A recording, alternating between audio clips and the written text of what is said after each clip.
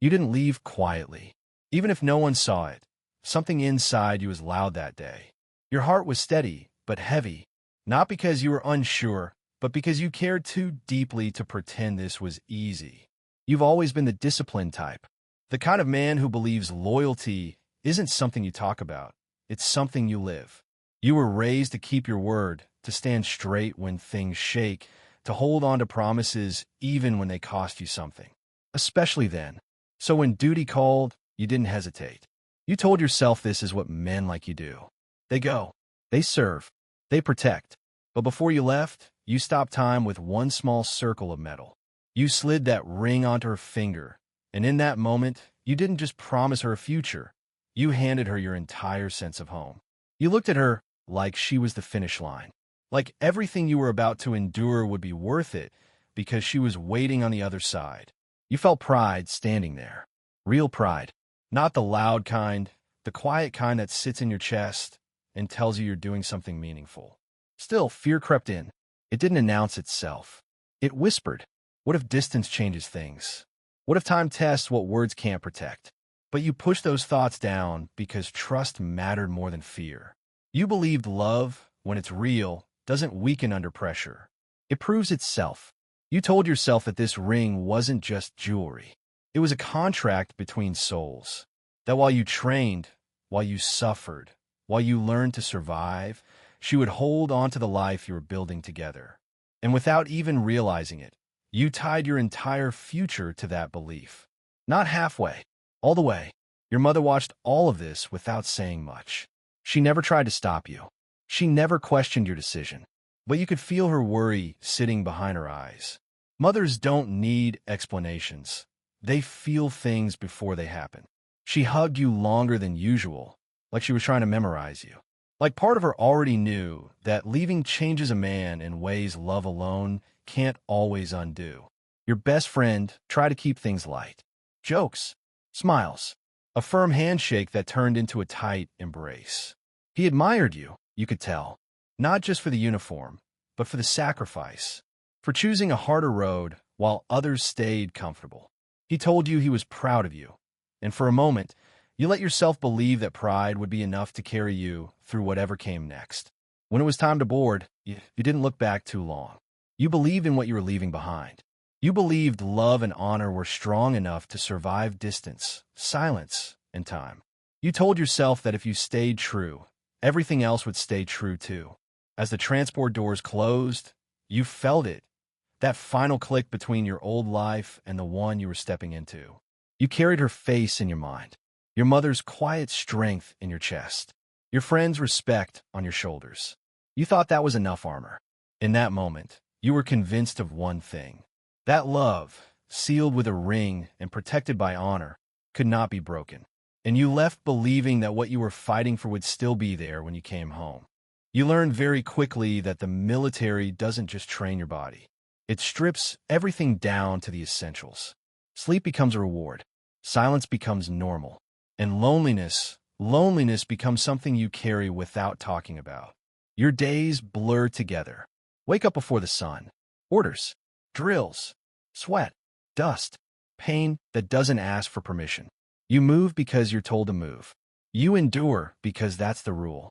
Discipline keeps you standing, but it doesn't keep you warm at night. At night, when the noise dies down, that's when the real battle starts. Because that's when you wait. You wait for her messages like they're oxygen. Like one vibration on your phone can remind you who you are outside this uniform. At first, they come the way you need them to. Long messages, small details, her telling you about her day, asking about yours, reminding you she's proud of you. You reread those words until they feel worn into your screen. Then something shifts. Not suddenly, not dramatically, just enough to make you doubt yourself. Her replies get shorter. Still loving, but rushed. Calls get delayed, then missed. When you finally hear her voice, it sounds different. Not angry, not cold, just distracted. Like her mind is somewhere else while her words are with you. You tell yourself it's the time difference. Stress, work, life moving forward while you're stuck in routine. You start blaming yourself before you ever blame her. Maybe you didn't say the right thing. Maybe you sound tired. Maybe you're asking for too much when she's dealing with her own struggles. You remind yourself that distance isn't easy for anyone. That love is tested in silence, not comfort. She starts mentioning a coworker sometimes. Casually, a name that comes up in stories about work stress, jokes in the office, long shifts. You don't react. You don't question it. You tell yourself you're not that guy. The insecure one. The controlling one. You trust her. You want to trust her. Still, something inside you tightens. Your inner voice speaks quietly at first. It doesn't accuse. It just asks, why does she laugh differently when she talks about work now? Why does she avoid certain questions? Why does the call end the moment things get quiet? That voice tries to warn you, not with panic, but with instinct. And you shut it down. You tell yourself real love survives distance. You tell yourself strong bonds don't crack under miles. You remind yourself that you're serving for a reason, that sacrifice always demands patience. You've endured worse than doubt. You can handle this. There's a fellow soldier who notices you staring at your phone more than you should. He doesn't pry. He just sits next to you one night and says, waiting is harder than fighting. You laugh it off, but the words stay. Because he knows. He's waiting too. Different story. Same ache. You both understand what it feels like to be surrounded by people and still feel alone. As weeks pass, the silence grows heavier. Not empty, heavy. Messages feel like obligations instead of excitement. You start measuring time by when you last heard from her. You wake up hoping. You go to sleep disappointed. And every time doubt rises, you push it back down with loyalty, with faith, with the ring you remember placing on her finger. At night, when the barracks are quiet and the world finally stops demanding things from you, you scroll back. Way back. Old messages. Old promises. Words filled with certainty. You read them like proof. Like evidence that what you're feeling now must be wrong. You tell yourself nothing has changed. You tell yourself silence doesn't mean absence. You tell yourself love doesn't disappear, it just waits. And as you lie there in the dark, phone glowing against your face, you cling to the belief that this distance is temporary, even as the silence starts to feel permanent. It never starts with a scream. It starts with something small enough to ignore, something quiet enough to doubt yourself over. You're scrolling without thinking when you see it. A photo, a tag, a moment she shared with the world that somehow forgot you exist. No mention, no hint, just her smile, untouched by distance, standing in a life that doesn't include you. Your chest tightens, not because you know something is wrong, but because you feel it. And feelings like that don't come from nowhere. You stare at the screen longer than you should. You zoom in like the truth might be hiding in the corners. You tell yourself you're overthinking. You tell yourself social media means nothing. But your body reacts before your logic does. Your breath shortens. Your shoulders tense. Your heart beats like it's bracing for impact. So you do what loyal people do. You don't accuse. You don't attack. You ask. You message her carefully, choosing every word like it might break something fragile. You tell her you saw the post. You say it made you feel strange. Not angry, just out of place. Her reply comes fast this time. Too fast. She laughs it off. Says you're reading too much into it. Says you're tired. Says the distance is getting to you. And maybe she's right. That's what you tell yourself as you apologize for bringing it up. As you swallow the discomfort like it's your fault for feeling it. You don't want to be the man who doubts the woman he loves. You don't want to turn fear into poison. So you let it go on the surface. But inside, something cracks. Doubt is heavier than bullets. Bullets hurt once. Doubt stays lodged in you, pressing every time you breathe. You can run drills with pain screaming through your muscles, but this sits quietly in your chest and drains you without making a sound. A fellow soldier notices the change in you before you do. He's older, been deployed longer, seen more endings than beginnings. One night, while cleaning gear, he looks at you and says what no one else will. He tells you people back home change, not because they're bad, but because life keeps moving when you're frozen in service. You snap back immediately. You defend her without hesitation. You tell him she's not like that she understands sacrifice. That love like yours doesn't just fade. Your voice is firm, almost angry because loyalty demands it. And he doesn't argue. He just nods, like he's heard that sentence before. That scares you more than a debate would have. After that, fear stops knocking politely. It starts pacing. You notice patterns you didn't want to see. Delays that don't have explanations anymore. Stories that don't line up the way they used to.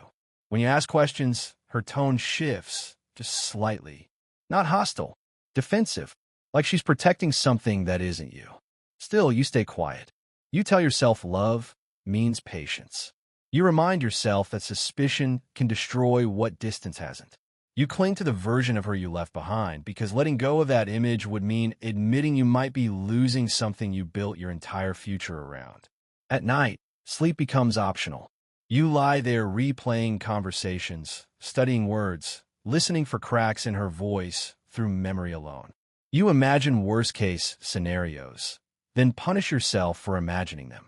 You promise yourself you'll be stronger, calmer, better, and that's when the idea forms. You tell yourself you'll surprise her. An early return, a moment she doesn't expect. You picture her face lighting up. You imagine the relief, the laughter, the way all this tension dissolves the second you're standing in front of her again. You convince yourself that distance is the only enemy, and distance can be closed. That thought becomes your anchor. You don't realize, yet that surprises only work when there's nothing to hide. You don't know that sometimes the truth doesn't announce itself. It waits, patient, silent, until you walk straight into it. And as you promise yourself everything will make sense soon, you have no idea that the story you're holding on to is already breaking, one quiet crack at a time. You come home early with your heart racing like a kid who believes in surprises. You rehearse her smile in your head the entire way. You imagine the shock in her eyes, the way she'll laugh, the way distance will collapse the second she sees you standing there. You tell yourself this is the moment everything makes sense again. But the door opens to a silence that doesn't recognize you. The air feels wrong the second you step inside. Not empty, settled, like life has been happening here without you. The place smells familiar, but not yours. Shoes by the door that don't belong to you. A jacket on the chair that carries someone else's shape. Small details you can't explain, but can't ignore. You don't call her name right away. Your body knows before your mind catches up. There are photos on the shelf you've never seen. Nothing dramatic. Nothing obvious. Just moments. Casual. Comfortable. The kind of comfort you realize with a slow tightening in your chest only comes from repetition. From presence. From someone who is here every day. Your hands feel heavy. Your legs feel distant. You move through the space like a guest, not a man coming home. The habits are different. The rhythm is different. Even the silence feels trained, like it knows how to exist without you. When she walks in and sees you, her face doesn't light up. It freezes. That's when you know the truth has been living here longer than you have. She doesn't scream. She doesn't cry. She just stands there, caught between shock and guilt, like someone who never expected the past to show up unannounced. You say her name, and it sounds foreign in your mouth. She asks what you're doing here. Not how, not why, just here. You ask her who's been living this life with her. At first, she tries to explain around it. She talks about loneliness, about time, about how things just happened. Her words move slowly, like she's choosing them to hurt you the least. But there's no gentle way to hear this. There never is. You ask her directly if she cheated. She shakes her head, and somehow, that answer hurts worse. Because what comes next is heavier. She tells you it wasn't one mistake. It wasn't one night. She didn't slip, she shifted. While you were counting days, another man was counting mornings. While you were surviving, someone else was building routines. Grocery lists, evenings, a life. You realize then that you weren't betrayed in a moment. You were replaced over time. The other man has a name now, a face, a presence you can feel without seeing him. He knows the version of her you never got to meet, the one shaped by daily life, not long-distance promises. He didn't steal her. She handed herself over slowly, while telling you she was still waiting. Your chest burns, but no sound comes out. Anger doesn't explode. It collapses inward. You feel foolish, loyal to a ghost, proud of a promise that was already expired. She says she didn't know how to tell you. She says she didn't want to hurt you. She says she thought it would end before you found out. Each sentence feels like another confirmation that you were no longer part of her decisions. You look around again, and now everything makes sense. The silence, the distance, the way her voice changed. You weren't losing her. You had already lost her. You were just the last one to know. There's nothing left to argue. You don't raise your voice. You don't beg. You don't ask for explanations anymore. Something inside you shuts off, not dramatically, but completely, like a switch flipped by survival instinct. You realize that staying would cost you whatever dignity you have left. So you walk out, not because you're strong, because you're empty. The door closes behind you, and the weight finally hits. Not pain, numbness. The kind that spreads when your future disappears all at once.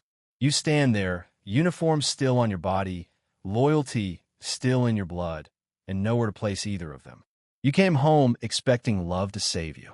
Instead, you walked into a life that proved you had already been left behind.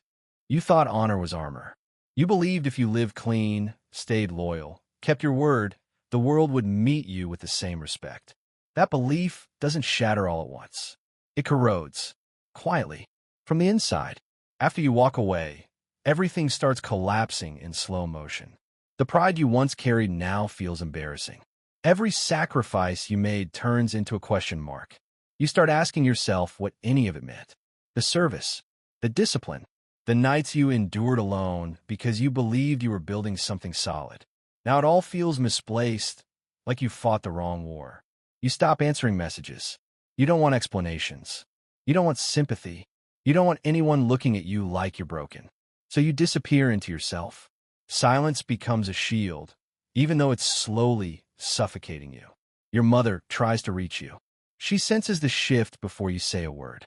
She always does. Her calls come gently. No pressure. Just your name, spoken like it still matters. You let them ring. Not because you don't love her, but because you don't trust your voice not to crack if you answer. You replay everything now. Every smile. Every promise. Every time you defended her when doubt crept in. You remember how proud you were, how certain you felt leaving that ring behind. That memory turns toxic. You feel ashamed for believing so deeply. Ashamed for tying your worth to someone who could walk away without warning. Your inner voice stops being kind. It doesn't ask questions anymore. It delivers verdicts. It tells you that you were naive. That loyalty made you weak.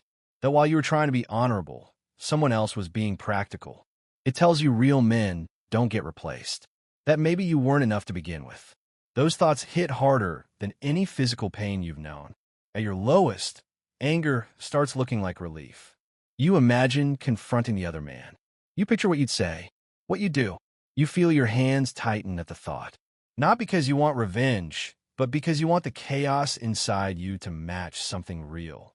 And then you stop, not out of fear, out of clarity. You realize violence wouldn't be about him.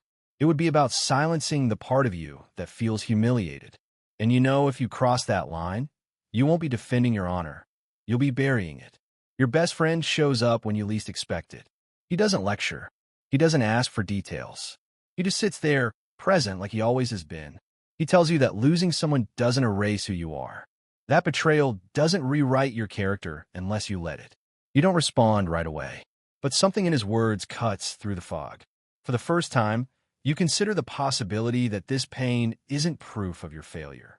That maybe your values didn't betray you, someone else did. That being loyal wasn't a mistake. Giving it to the wrong person was. The weight is still there. Heavy, crushing, but now it feels directional. Like it's forcing you to choose instead of collapse. You sit alone later, staring at nothing, and the truth settles in. You can keep tearing yourself apart, replaying a story that's already ended. Or you can step into the unknown and rebuild, not as the man who was chosen, but as the man who chooses himself. Honor didn't save you from betrayal, but can save you from becoming something you don't recognize. And in that realization, buried beneath the wreckage, a different path quietly begins to form. There comes a moment when pain stops screaming and starts waiting. It sits there, quiet, watching to see what you'll do next. That's the moment that decides whether you survive or disappear inside yourself. You wake up one morning and realize something has to end. Not the pain, not the memory, the chasing, the explaining. The part of you that still believes you owe someone access to your heart after they've proven they don't respect it. You don't announce this decision. You don't dramatize it. You just stop reaching. You cut contact. No last message. No closure speech. No attempt to be understood. You finally accept that clarity doesn't come from conversations with people who already chose a different life. It comes from silence, the kind you choose, not the kind forced on you. The first days are brutal. Your body is used to discipline, but your mind isn't used to restraint. Every instinct tells you to check, to ask, to confirm what you already know. Instead, you redirect. You rebuild structure, not for orders or ranks, but for yourself. You wake up early because it reminds you you're still in control. You train because your body needs proof that it can carry you forward. You eat, sleep, and move with intention, not to numb the pain, but to contain it. This discipline feels different. There's no applause, no uniform to validate it. Just you showing up when no one is watching. One day, you cross paths with a veteran, older, quieter, carrying a weight that doesn't need explanation. You don't plan the conversation. It just happens. He sees something familiar in your eyes and speaks without trying to impress you. He talks about losing people after service, about coming home and realizing the world doesn't pause for sacrifice, about how identity can bleed out when a uniform comes off.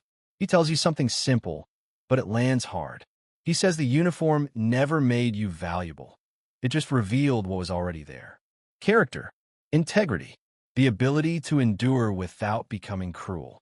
He warns you that many men mistake loss for failure and revenge for strength. He's seen where that road ends. You don't argue. You don't defend your past. For the first time, you listen without trying to prove anything. That conversation shifts something. You start separating who you are from what happened to you. You stop asking why you weren't enough and start asking who you want to be now. The pain is still there, but it no longer dictates your actions. It becomes information instead of command. You let yourself grieve properly, not with rage, with honesty. You admit that you loved deeply, that you lost something real, that it hurt because it mattered, not because you were weak. That acceptance doesn't erase the wound, but it stops it from infecting everything else. Thoughts of revenge still surface, but they don't linger. You recognize them for what they are, distractions. Attempts to give your suffering a target instead of a lesson. You don't need to confront anyone to reclaim your dignity. You reclaim it by choosing restraint. Slowly, something unfamiliar grows in the space where anger used to live. Self-respect, not the loud kind, the steady kind, the kind that doesn't need witnesses. One night, you sit alone and realize you're breathing easier. Not because you've moved on, but because you've moved inward. You've stopped measuring yourself by someone else's choices. You've stopped waiting for an apology that may never come. The truth settles in quietly. You didn't lose your worth when you lost her.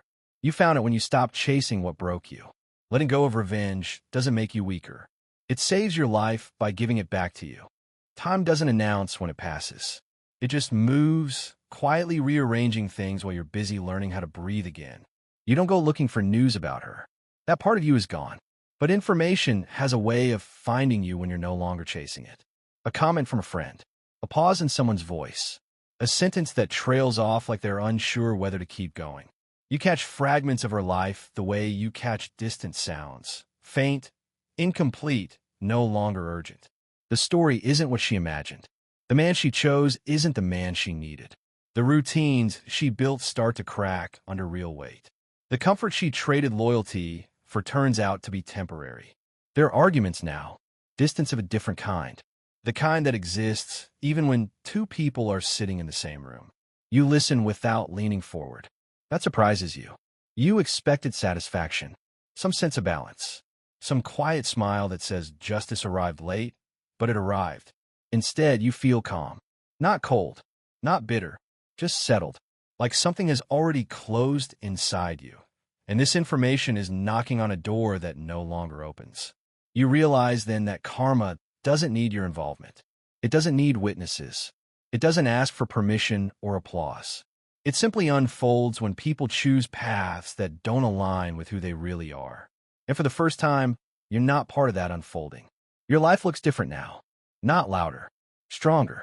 You've built routines that protect your peace. Boundaries that don't require explanations. You're more selective with your energy, your trust, your time. Not because you're afraid of being hurt again, but because you finally understand your value doesn't come from how much you endure. You don't fantasize about running into her. You don't rehearse conversations in your head. The past doesn't pull at you the way it used to. It exists, but it no longer defines the direction you're walking. When her name appears on your phone one evening, your reaction tells you everything you need to know. Your heart doesn't race. Your hands don't shake. Your breath stays steady. The message is careful, soft, familiar in tone, like she's reaching for a version of you that no longer exists. She asks how you've been, says she's thought about you, mentions timing, growth, mistakes, words meant to reopen a door without admitting it was ever closed. You don't feel anger reading it. You feel distance, not the painful kind, the healthy kind, the kind that comes from clarity. You see now that this isn't about love returning. It's about discomfort knocking when comfort fails. It's about someone realizing too late what stability actually meant. You don't respond right away, not to punish her, to check yourself. And when you finally answer, it's simple, respectful, final. You tell her you wish her well, but you're not reopening chapters that cost you so much to survive. You don't argue the past. You don't explain your healing. You don't justify your decision. You choose yourself without making it dramatic. Afterward, you sit there for a moment, waiting for regret to arrive. It doesn't. What comes instead is peace, the kind that only shows up when you stop confusing forgiveness with access. You realize closure isn't something another person gives you. It's something you claim the moment you stop needing them to understand your pain. Karma didn't ask you for help. It didn't need your anger. It didn't need your revenge. All it needed was time, and for you to walk away clean. And as you set your phone down and return to your life, you understand something clearly now. You didn't win by watching her lose. You won by no longer needing to look back. The man you were before feels like a distant echo now. The one who left with hope in his chest, who tied his future to a promise, who believed love was enough to survive distance. He isn't gone entirely, but he's been refined. Hardened, yes. Sharpened, absolutely. But not broken. Rebuilding yourself doesn't happen overnight. It isn't dramatic. It's a quiet series of choices you make when no one is watching. You wake up and move with intention. You train your body, yes, but also your mind. You fill silence with reflection instead of longing.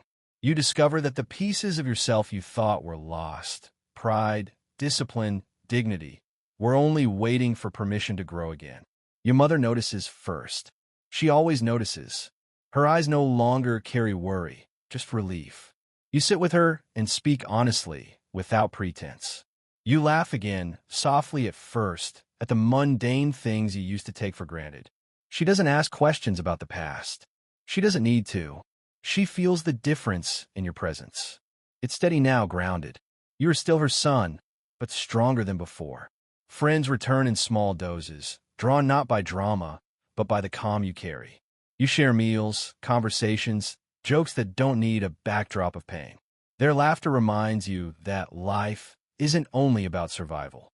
It's about choosing to show up fully, even when the world has disappointed you. And in their company, you find pieces of yourself you didn't realize were missing. The uniform that once defined you no longer matters. You understand now that worth isn't measured by service or sacrifice alone. It's measured by the integrity you carry when no one applauds. The man you've rebuilt honors loyalty, but he doesn't beg for it. He doesn't tolerate half-truths. He doesn't give pieces of himself away to those who don't recognize their value. Betrayal reshaped you. It taught you patience, but not passivity. It taught you discernment, but not bitterness. You feel the weight of what happened, but it no longer drags you down. You've learned that love isn't defined by waiting or sacrifice alone. Love is measured by mutual loyalty, respect, and honesty. You no longer define yourself through someone else's choices. You notice the quiet strength in your reflection. Your chest feels open, your movements deliberate, your thoughts clear. The man she replaced? He never existed here. You never needed her validation to know your worth. And the peace of that realization is more satisfying than any revenge could have been. Sometimes you think back to the ring you left on her finger. You recall the promise it represented, the hope it carried, and you understand now that it wasn't a failure. The failure would have been to let her actions dictate your value. The ring was never a chain. It was a test. And you passed, not by keeping her, but by reclaiming yourself. You can sit with that truth calmly. No anger, no yearning, just recognition of the distance between who you were and who you are now. And it feels good, solid, real, unshakable. Your inner monologue no longer races with fear or doubt. It observes. It acknowledges. It records lessons instead of rehearsing pain. You smile quietly to yourself because you've discovered a simple, profound truth. The person you rebuilt is unshakable because he knows his worth, and he will never allow anyone to redefine it without his consent. You've become a man she no longer deserves, not because of spite, but because of resilience, because of self-respect, because you refuse to let betrayal become the story of your life. And as you move through your days, laughing, listening, breathing, you finally understand that strength isn't loud. It's quiet. It's steady. It's choosing yourself when the world tells you to surrender. You've rebuilt yourself fully. And in that rebuilding, you found something stronger than love or loss. You found yourself. I lost her. There's no way to soften it, no way to dress it up with excuses or what-ifs. I lost the person I thought would share my life, the one I trusted with my heart, the one I promised my future to. That loss hit harder than any physical wound I've ever known. It tore through pride, through hope, through the life I imagined for myself. For a long time, I carried it like a weight, dragging it behind me everywhere I went. Every memory of her was a tether. Every old message a reminder that I had given myself fully to someone who had already chosen another path. I questioned myself constantly. Was I not enough? Was my loyalty misplaced? Did my sacrifices matter at all? The answers I forced myself to find were bitter, and sometimes they didn't come at all. But over time, I noticed something shifting. The pain didn't disappear. It never truly does, but it stopped controlling me.